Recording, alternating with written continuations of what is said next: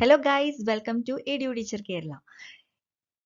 നിങ്ങൾ ഇതുവരെ ഈ ചാനൽ സബ്സ്ക്രൈബ് ചെയ്തിട്ടില്ലെങ്കിൽ പ്ലീസ് ഒന്ന് സബ്സ്ക്രൈബ് ചെയ്തിട്ട് സപ്പോർട്ട് ചെയ്യുക. അതുപോലെ തന്നെ സൈഡിലുള്ള ബെൽ ബട്ടൺ പ്രസ് ചെയ്തിട്ട് ഓൾ അമർത്തുക കേട്ടോ. ക്ലാസ് നിങ്ങൾക്ക് യൂസ്ഫുൾ ആവുന്നുണ്ടെങ്കിൽ ലൈക്ക് ചെയ്യാനും ഷെയർ ചെയ്യാനും നിങ്ങളുടെ അഭിപ്രായങ്ങൾ കമൻറ്റ് ചെയ്യാനും മറക്കരുത്. ഇന്ന് മുതൽ നമ്മൾ 10ാം ക്ലാസ്സിൻ്റെ ക്ലാസ്സുകൾ സ്റ്റാർട്ട് ചെയ്യാണ്. അപ്പോൾ ആദ്യത്തെ യൂണിറ്റ് എന്ന് പറയുന്നത് glimpses of green. Unit 1 glimpses of green. Glimpses of green എന്ന് പറയുമ്പോൾ തന്നെ നമുക്ക് ഏകദേശം മനസ്സിലാവും അല്ലേ, എന്താണ് ഒരു നേച്ചറുമായിട്ട് ബന്ധപ്പെട്ടിട്ടുള്ള ഒരു യൂണിറ്റ് ആണ് ഇത്. ഓക്കെ, ഇവിടെ ഒരു പോയം കൊടുത്തിട്ടുണ്ട്. ഒരു പോയത്തിന്റെ ഒരു 3 വരി കൊടുത്തിട്ടുണ്ട്. ഹൈക്കോ എന്ന് പറഞ്ഞിട്ടുള്ള ഒരു പോയറ്റ് എഴുതിയിട്ടുള്ളതാണ്. The mountain mist hovering over the pines and ponds unveils the heaven. The mountain mist. Mountain mist എന്ന് പറഞ്ഞാൽ എന്താ? യെസ്, മൗണ്ടെയിൻസിന്റെ മുകളിലൊക്കെ എങ്ങനെ നമുക്ക് വാട്ടർ വേപ്പർ അല്ലെ, വാട്ടർ വേപ്പേഴ്സ്, ക്ലൗഡ്സ് അങ്ങനെയൊക്കെ കാണുന്നില്ലേ നിങ്ങൾ? ആ ഒരു മിസ്റ്റ് എന്ന് പറയുന്നത് over the pines and ponds. പൈൻസിന്റെ മുകളിലും പോൺസിന്റെ മുകളിലൊക്കെ നിങ്ങൾക്ക് ഇങ്ങനെ മിസ്റ്റ് കാണാൻ പറ്റും അല്ലെ. മിസ്റ്റ് എന്ന് പറയുന്നത് എന്താണ്? യെസ്, മഞ്ഞുതുള്ളികൾ അല്ലെ. മിസ്റ്റ്, മഞ്ഞ് കാണാൻ പറ്റുന്നുണ്ടാവും. Unveils the heaven. It's just an opening. നമ്മളത് കാണുമ്പോൾ നമ്മളത് എന്താണ് വിചാരിക്കുന്നത്? ഇറ്റ്സ് എ ഹെവൻ അല്ലെ, സ്വർഗമാണെന്നാണ് നമുക്ക് ആ ഒരു നേച്ചർ കാണുമ്പോൾ. നേച്ചറിനെ കുറിച്ചിട്ടുള്ള ഒരു പോയമാണ് ഇത്. Nature is not just a place to visit, it's a home അല്ലെ. നമുക്കറിയാം നേച്ചർ എന്ന് പറയുന്നത് നമുക്കൊരു വിസിറ്റ് ചെയ്യാൻ പറ്റിയ ഒരു പ്ലേസ് മാത്രമല്ല, it's a home to many living organism അല്ലെ. നമുക്കറിയാം ഒരുപാട് ഓർഗാനിസംസ് നേച്ചറിൽ ജീവിക്കുന്നുണ്ട് അല്ലെ. അപ്പോൾ അതിനെ കുറിച്ചിട്ടൊന്ന് ഡിസ്കസ് ചെയ്യാനാണ്. നിങ്ങളൊന്ന് ആലോചിച്ച് നോക്കുക, എന്തൊക്കെ ആനിമൽസ് അവിടെ ജീവിക്കുന്നുണ്ട്, ആരുടെയൊക്കെ ഹോമാണ്, എങ്ങനെയൊക്കെ നമുക്ക് നേച്ചറിനെ പ്രൊട്ടക്ട് ചെയ്യാൻ പറ്റും ഒക്കെ ഒന്ന് ആലോചിച്ച് നോക്കിയിട്ട് ഒന്ന് ഡിസ്കസ് ചെയ്യാം കേട്ടോ. അപ്പൊ നമുക്ക് ചാപ്റ്ററിലോട്ട് പോകാം. അതിന് മുന്നേ ഇവിടെ ഒരു പാരഗ്രാഫ് കൊടുത്തിട്ടുണ്ട്. Nature is for all living beings. Man should live in harmony with nature. Nature, പ്രകൃതി എന്ന് പറയുന്നത് എല്ലാ ജീവജാലങ്ങൾക്കും വേണ്ടിയിട്ടുള്ളതാണ് അല്ലെ. Nature is for all living beings. എല്ലാ ലിവിങ് ബീങ്സിനും വേണ്ടിയിട്ടുള്ളതാണ് nature. Man should live in harmony with nature. നേച്ചറിനായിട്ട് എങ്ങനെയാണ് ജീവിക്കേണ്ടത്? ഇറ്റ്സ് എ ക്ലോസ് ആയിട്ട് ജീവിക്കണം അല്ലെ. അല്ലാതെ നേച്ചറിനെ ഡിസ്ട്രോയ് ചെയ്യാൻ പാടില്ല നമ്മൾ അല്ലെ. കുറേ ഓർഗാനിസം, എല്ലാ ലിവിങ് ഓർഗാനിസംസിന്റെ ആണ് നേച്ചർ. അപ്പൊ അതുകൊണ്ട് തന്നെ മനുഷ്യന്മാര് നല്ല ഹാപ്പി ആയിട്ട് നല്ല പ്രൊട്ടക്ട് ചെയ്തിട്ട് നേച്ചറിനായിട്ട് ജോയിൻ ചെയ്തിട്ട് ജീവിക്കണം എന്നാണ് പറയുന്നത്. Being one with nature is always mesmerising. Being one with nature, നേച്ചറിനായിട്ട് അങ്ങനെ ജീവിക്കുന്ന, it's always mesmerising, it's very fascinating, അല്ലെങ്കിൽ ഇറ്റ്സ് എ മാജിക്കൽ. അങ്ങനെ നേച്ചറിനായിട്ട് അങ്ങനെ ഹാർമണിയിൽ ജീവിക്കുമ്പോൾ എന്ത് സംഭവിക്കും? It's feel magical. നല്ല ഒരു മാജിക്കൽ വേൾഡിൽ ജീവിക്കുന്ന പോലെ നമുക്ക് തോന്നും. Have you ever got a chance to spend your leisure time with nature? നിങ്ങൾക്ക് എപ്പോഴെങ്കിലും ഒരു ചാൻസ് കിട്ടിയിട്ടുണ്ടോ നിങ്ങളുടെ ലിഷർ ടൈം അല്ലെങ്കിൽ നിങ്ങളുടെ ഫ്രീ ടൈം നേച്ചറിനായിട്ട് സ്പെൻഡ് ചെയ്യാൻ? ജസ്റ്റ് വേക്ക് അപ്പ്, രാവിലെ എണീറ്റ് കഴിഞ്ഞ് പുറത്തൊന്ന് പോയി നോക്കിയാൽ നിങ്ങൾക്ക് മനസ്സിലാവും. Say can you hear that? Yes, ബേർഡ്സിന്റെ സൗണ്ട്, വെരി മാജിക്കൽ. അതുപോലെ തന്നെ ട്രീസിന്റെ ഗ്രീനറി എല്ലാം കൂടിയിട്ട് നമുക്ക് നോക്കുമ്പോൾ it's very magical. Let's read how a boy experienced and blended with the essence of nature. നമുക്ക് ഒരു സ്റ്റോറിയാണ് ഇവിടെ വായിക്കാൻ പോകുന്നത്, നമുക്ക് വായിച്ചു നോക്കാൻ പോകുന്നത്. എന്തിനെ കുറിച്ചിട്ടുള്ള സ്റ്റോറിയാണ്? It's about a boy. ഒരു കുട്ടി he's experiencing and blending the essence of nature. നേച്ചറിനായിട്ടുള്ള ആ ഒരു ബ്ലെൻഡ് ചെയ്തിട്ട്, അതായത് നേച്ചറിനായിട്ട് ചേർന്ന് പോയിട്ട് ജീവിച്ച അതിൻ്റെ ഒരു എക്സ്പീരിയൻസ് ഒക്കെ, ആ നേച്ചറിന്റെ എസെൻസ് എടുക്കാൻ പറ്റി, അങ്ങനെ അതിനായിട്ട് ബ്ലെൻഡ് ചെയ്യാൻ പറ്റി, അതിനെ കുറിച്ചിട്ടുള്ള ഒരു സ്റ്റോറിയാണ് നമ്മളിപ്പോ വായിക്കാൻ പോകുന്നത്. Adventures in A banyan tree. Adventures in A banyan tree. Banyan tree എന്ന് പറഞ്ഞാൽ എല്ലാവർക്കും അറിയുന്നുണ്ടാവും അല്ലെ, ആൽമരം. അപ്പോൾ അതിന്റെ ഉള്ളിൽ നിന്ന് കുറച്ച് കാര്യങ്ങളാണ് ഈ ഒരു സ്റ്റോറിയിൽ ഉൾപ്പെടുത്തിയിട്ടുള്ളത്. Okay, it's about a boy അല്ലെ, ഒരു കുട്ടീനെ കുറിച്ചിട്ടുള്ളതാണ്. Though the house and grounds of our home in India were grandfather's domain, the magnificent old banyan tree was mine, chiefly because grandfather at the age of 65 could no longer climb it. അപ്പോൾ ഇന്ത്യയിൽ ഉള്ള ഈ ഒരു grand fathers domain, അതായത് ഇന്ത്യയിലുള്ള വീടുകളും അതുപോലെ തന്നെ ഇവരുടെ ഈ കുട്ടിയുടെ വീടൊക്കെ ആരുടെ ഡൊമൈനാണ്, ആരാണ് അതിന് ഭരിക്കുന്നത്? ഗ്രാൻഡ് ഫാദറിന്റെ സാമ്രാജ്യമാണ്. പക്ഷേ the magnificent old banyan tree, it's a beautiful old banyan tree, അത് ആരുടെയാണ്? It's boy's. ഓക്കെ, ഈ ആൺകുട്ടിയുടെ banyan tree is always belong to ആരൊക്കെയാണ്? ഈ ഒരു ബോയ്. എന്തുകൊണ്ടാണത് ഗ്രാൻഡ് ഫാദറിന്റെ ഡൊമൈൻ അല്ലാത്തത്? ഗ്രാൻഡ് ഫാദറിന്റെ ഡൊമൈൻ അല്ലെങ്കിൽ സാമ്രാജ്യം എന്തൊക്കെയാണ്? ഹൗസും വീടും അതിന് ചുറ്റുള്ള പറമ്പുകളൊക്കെ ആരുടെയാണ്? ഗ്രാൻഡ് ഫാദറിന്റെയാണ്. പക്ഷെ ഈ ഒരു ഓൾഡ് ബനിയൻ ട്രീ ഈ കുട്ടിയുടെയാണ്. എന്തുകൊണ്ടാണ്? Because grandfather at the age of 65, 65 വയസ്സായിട്ടുള്ളൊരു ഗ്രാൻഡ് ഫാദർ ആണ്. He could no longer climb it. അതിന്റെ മുകളിലേക്ക് കയറാൻ പറ്റാത്തത് കൊണ്ടാണ് ഗ്രാൻഡ് ഫാദർ അതിനെ സാമ്രാജ്യമാക്കാത്തത്. ഓക്കെ, അതുകൊണ്ട് തന്നെ it belongs to that boy. Grandmother used to tease him about this, and he would speak of certain Countess of Desmond, an English woman who lived to the age of 117 and would have lived longer if she hadn't fallen while climbing an apple tree. Grandmother used to tease him. Grandmother എപ്പോഴും ചീത്ത പറയാറുണ്ട് ഇതിനെ കുറിച്ചിട്ട്. And would speak of a certain Countess of Desmond. അതിനെ കുറിച്ചിട്ട്, അതായത് countess of ഡെസ്മോണ്ട് എന്ന് പറയുന്ന ഒരു ഇംഗ്ലീഷ് വുമണിനെ കുറിച്ചിട്ട് ഇടയ്ക്ക് പറയാറുണ്ട്. Who lived at the age of to the age of 170. 117 വയസ്സ് വരെ ആ ഒരു ഇംഗ്ലീഷ് വുമൺ അല്ലെങ്കിൽ കൗണ്ടസ് ഓഫ് ഡെസ്മോണ്ട് ജീവിച്ചു. would have lived longer, ഇനിയും കൂടുതൽ ജീവിക്കുമായിരുന്നു, if she had not fallen while climbing an apple tree. ഒരു ആപ്പിൾ ട്രീയുടെ മുകളിൽ ക്ലൈംബ് ചെയ്യുന്നത്, കയറുമ്പോൾ വീണില്ലായിരുന്നെങ്കിൽ ഇനിയും കൂടുതൽ ജീവിച്ചിരുന്നേനെ. would have lived longer, ഇനിയും കൂടുതൽ ജീവിച്ചിരുന്നേനെ. അപ്പൊ അതുകൊണ്ട് എപ്പോഴും വഴക്ക് പറയാറുണ്ട്, അല്ലെങ്കിൽ grandmother use to tease him about this. Okay,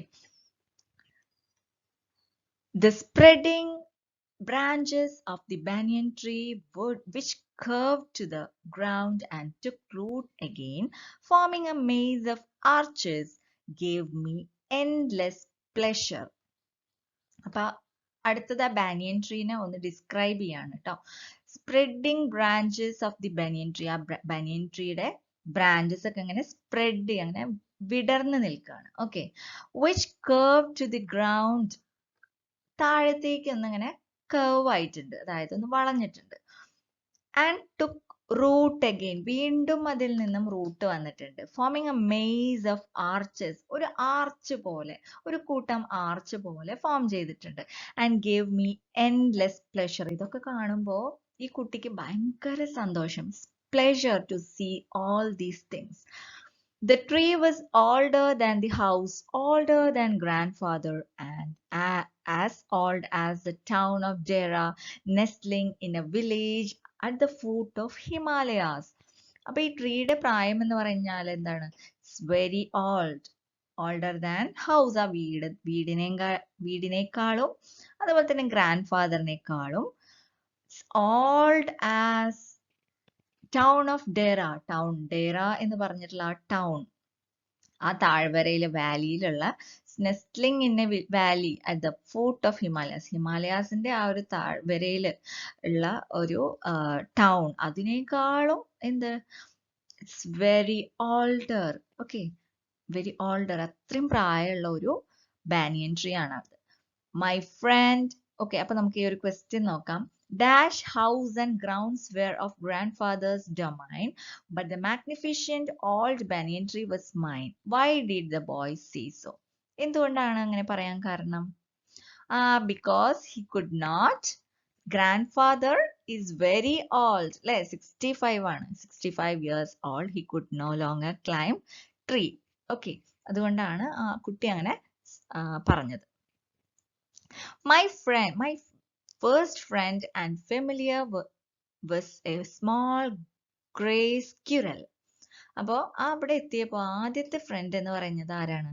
it's A small grey squirrel. ഒരു അണ്ണാനാണ്, ഒരു ഗ്രേ കളറിലുള്ള അണ്ണാൻ. It's very small. Arching his back and sniffing into the air. He seemed at first to resent my invasion of his privacy. അപ്പോൾ അതിന്റെ arching his back എന്ന് പറഞ്ഞാൽ അതിന്റെ ആ ഒരു വളഞ്ഞ ഒരു ബാക്കും, sniffing into the air, അങ്ങനെ മൂക്കിലൂടെ ഇങ്ങനെ എയർ വിടാണ്. He seemed at first to resent my invasion of his privacy. അവന്റെ ആ ഒരു പ്രൈവസി, ഒറ്റയ്ക്കാണല്ലോ, അപ്പൊ അതിനെ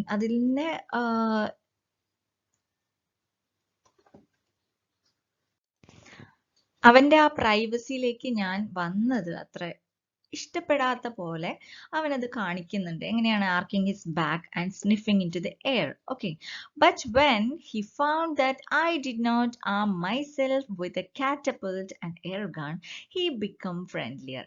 പക്ഷെ കുറച്ച് കഴിഞ്ഞപ്പോൾ എൻ്റെ കയ്യിൽ I did not arm myself, അതായത് എൻ്റെ കയ്യിൽ ഒന്നുമില്ല, വിത്ത് കാറ്റപ്പൾട്ട്. കാറ്റപ്പൾട്ട് എന്ന് പറഞ്ഞാൽ ചവണ, അതായത് പക്ഷികളെയും മൃഗങ്ങളെയൊക്കെ അങ്ങനെ ചവണല്ലേ, രണ്ട് ഫോർക്ക് പോലത്തെ സംഭവമായിട്ട്.